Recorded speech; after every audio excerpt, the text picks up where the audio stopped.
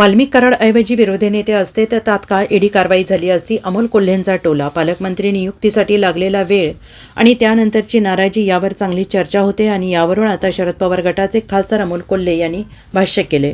हे सरकार नाराज सरकार आहे का असा सवाल करत कोल्हे यांनी महायुतीला टोला लगावलाय. तर यावेळी त्यांनी धनंजय मुंडे आणि वाल्मिक कराड प्रकरणावर देखील टिप्पणी केली. कराडऐवजी विरोधक असते तर तात्काळ ईडी कारवाई झाली असती असं कोल्हे म्हणाले. तर नैतिकतेच्या आधारे धनंजय मुंडेंनी राजीनामा द्यावा असा उल्लेख त्यांनी केला आहे.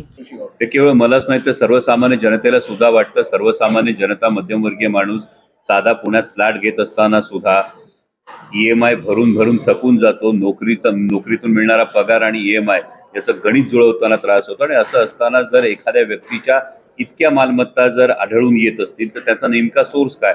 आणि अशा पद्धतीनं जेव्हा विरोधी पक्षातला जर एखादा व्यक्ती अशा प्रक्रियेमध्ये जर सापडला असता तर ईडीची किती तात्काळ कारवाई झाली असते हे आपण अनुभवातून जाणतो. परंतु केवळ सत्ताधाऱ्यांचं अभय असल्यामुळे या गोष्टी झाकल्या जात आहेत का? आणि जर असं झाकलं गेलं तर न्याय आणि कायदा सगळ्यांना सारखा असतो हा जो सर्वसामान्य जनतेचा जो समज आहे याला तडा जाऊ नये ही सत्ताधाऱ्यांकडून खरं तर अपेक्षा आहे.